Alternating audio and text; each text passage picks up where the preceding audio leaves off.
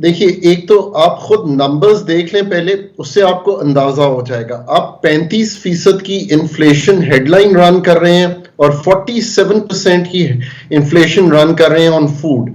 मैंने इसलिए सबसे पहले इस नंबर का जिक्र किया कि ये सबसे ज्यादा लोगों को अफेक्ट करता है। अब ये क्यों क्रिएट हुआ?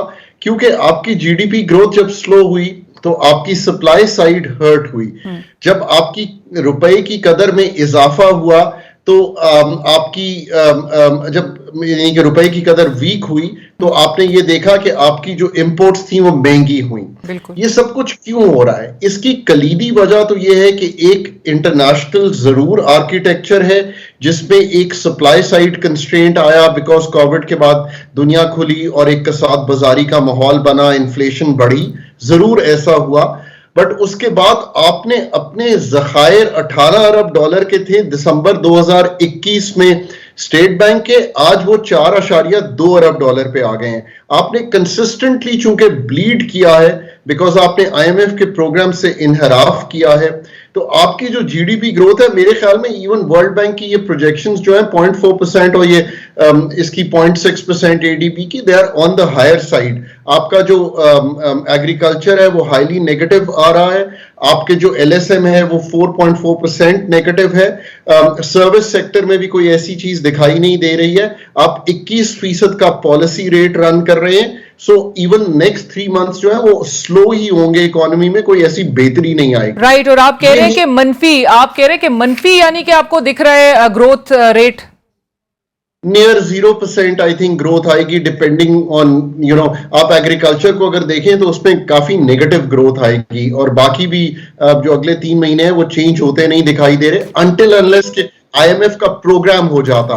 अगर आईएमएफ का प्रोग्राम नवंबर में हो जाता Alina, I think things would have been a little different. अब कमिंग टू दैट पॉइंट, बिल्कुल डॉक्टर साहब, आप क्या समझ रहे हैं? अब आईएमएफ की डील इस वक्त बड़ी इंपॉर्टेंट थी कि हम सिक्योर कर लेते। ऐसे में वीकेंड पे इसहाक डार साहब ने जाना था अमेरिका और ये वर्ल्ड बैंक और एशियन डेवलपमेंट बैंक की स्प्रिंग मीटिंग्स में उन्होंने शिरकत करनी थी, उन्होंने कैंसिल कर दिया। बहरहाल अपने ओपोनेंट्स पे उन्होंने उसका इल्जाम लगाया, लेकिन जो स्टेटमेंट सामने आई उनकी डोमेस्टिक तरजीहात को फोकस किया गया। ऐसी कौन सी डॉक्टर साहब डोमेस्टिक तरजीहात हैं जो कि माशी इस्तेकाम के ऊपर उनको तरजीह दी जा रही है? So Alina, one, both you and I should agree that Pakistan की इकोनॉमी जहां पे खड़ी है वहां पे उसको नहीं खड़े होना चाहिए था। आपने 17-18 अरब डॉलर का करंट अकाउंट का खसारा भी रन किया है पिछले साल। Inflation, GDP growth, even tax numbers, fiscal deficit 7% के करीब, पिछले साल 8% के करीब। अब आपको इस पूरे चैलेंज में एक ही सहारा था और वो था आईएमएफ। एंड अलीना, मैं ये बारहा कहता हूं कि Pakistan was very lucky when you came out of Covid. अब ऑलरेडी आईएमएफ के प्रोग्राम में थे।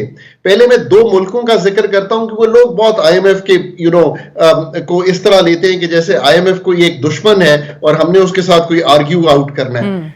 बांग्लादेश आईएमएफ के प्रोग्राम में गया है 34-35 अरब डॉलर के ज़खायर के साथ। ये गुड ओमन था, उन्होंने कर लिया, they were sensible about it. Sri Lanka default किया है फिर भी आईएमएफ के पास गया है। मैंने इन दोनों की मिसाल इसलिए दी कि आपके पास आईएमएफ के अलावा आईसीयू की इकोनॉमी का कोई और डॉक्टर नहीं है।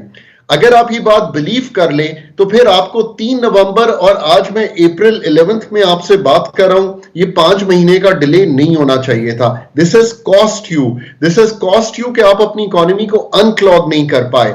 दिस इज कॉस्ट यू कि आपकी जो कंटेनर है वो भी खड़े हैं। आप कॉटन जो कि 5 मिलियन बेल से भी कम है वो और नहीं मंगवा रहे, आपकी एक्सपोर्ट्स भी हर्ट हो रही हैं। सो मैं बारहा कहता हूं कि ये इंटरनेशनल आर्किटेक्चर है, आप इसमें से निकल नहीं सकते। आपको हर सूरत में आज करना है या कल करना है, आईएमएफ का प्रोग्राम करना है। फिर आगे देखिए तो अब मेरा ये ख्याल है कि इंगेज्ड रखना आईएमएफ से सबसे ज्यादा जरूरी है। ये मैं एफएम को सेकंड गेस नहीं करना चाहता। डोमेस्टिक तो ऑब्वियसली आपको पता है कि उन्होंने एक बजट प्रेजेंट किया जिसमें उन्होंने एनए के सामने ये रखा कि क्या हम ये पैसे दें या ना दें। सो ही हैड दीज कमिटमेंट्स।